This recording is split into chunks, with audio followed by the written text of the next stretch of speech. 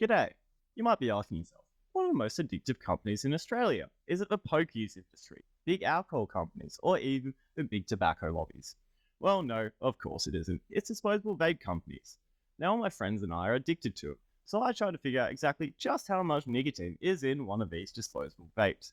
And boy, what I found out is so insane that I've decided to make this YouTube video about it. And you wouldn't realize this in Australia, but you can't actually buy a vape that contains nicotine without a doctor's prescription. So since every store's new side hustle is selling one of them, just how addictive are these disposable vapes? The best place to start this video is by giving you a very brief timeline of vaping's history with an easy to understand explanation of the science behind it. Since if you search up anything about vapes, all of the information that you are going to find are from websites that are also selling vapes. So vaping's history started all the way back in 1927 and through the 1930s, as people started recording patents for devices that produced vapor to be inhaled. Now nothing was able to even get out of the prototype stage until 1963, when Herbert A. Gilbert created the first device that could be a smoking alternative without nicotine, but it also failed. Fast forward to 1979 and Phil Ray created his own cigarette and coined the word vape, but the product is really just tea leaves with a filter soaked in nicotine. And it wasn't very good, leading to it also failing in the market.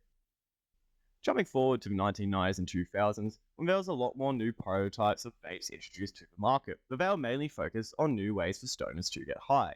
That was until 2003, when Hon Lik created the first commercially successful electronic cigarette in Beijing, China. They used a free-base nicotine, and it went to market in 2006. Now, from 2006, the rest of the decade was filled with vaping gaining popularity worldwide, while at the same time having many countries placing various bans on the product.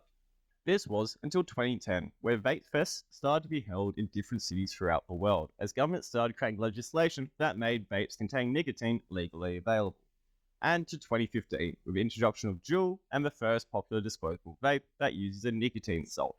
This changes both how addictive the vapes are and their considerably easier use for non-smokers.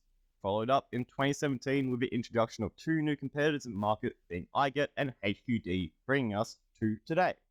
So the next part is understanding how the science behind vapes works, and that's explaining the difference between a free-base nicotine and nicotine salt.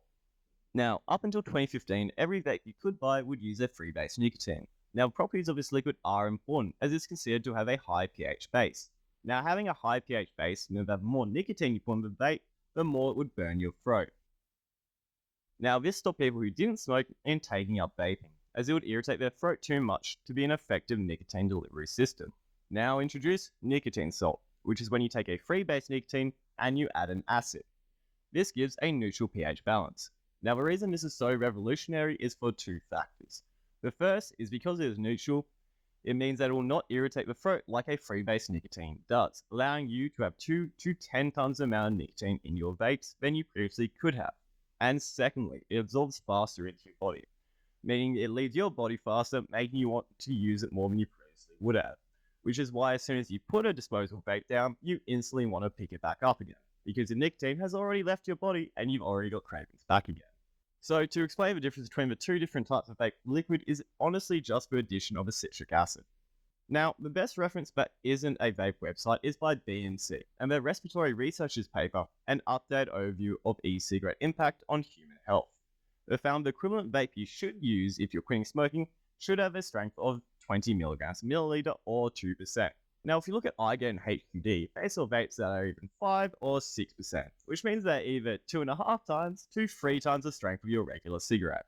Now, a normal cigarette contains between 12 and 20 milligrams of nicotine unlit, but once that is lit, you're going to absorb between 1.2 and 1.8 milligrams of nicotine, equaling out to about 1.5 milligrams of nicotine per cigarette. Now, because nicotine salt is an aerosol, you aren't going to be losing as much nicotine as you would if you were burning a cigarette. Add on to the fact that because of its neutral pH balance, you're able to absorb the nicotine much faster into your body than you previously would have. This is considerably faster than a free-base nicotine, as it's considered to have a high pH level, meaning that it absorbs slower into your body and you actually lose some nicotine in the process. This means when you use your disposable vape, as soon as you use it and you instantly put it back down again, the nicotine's already left your body, meaning that your cravings have already started up once again, making you pick it up almost instantaneously. So now that you have an understanding of the science behind how vapes works, I'm going to use iGet's bar as an example.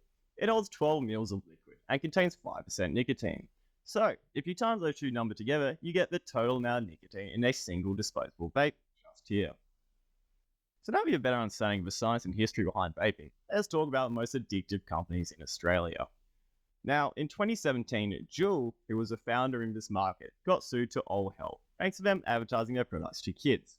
And because they got sued out of the market, it opened itself up to two brand new Chinese competitors, commonly known as iGet and HQD. Now, the two companies share a research facility in Shenzhen, China, and can produce hundreds of thousands of different vapes a day. And because of that, you can buy them in bulk order for $6 a piece, and they'll be delivered within a week. Now, if you're buying your vapes online and you're not buying them wholesale from China, then you're basically supporting a dropshipping website, as they're selling them for $40 a piece while also claiming they're nicotine free. And with no real legislation stopping the online market, you could even start your own store up too. Now, if you look at the company's wholesale website, you'll see exactly how many nicotine-free options they really produce, and it's considerably less than what is advertised in Australia online.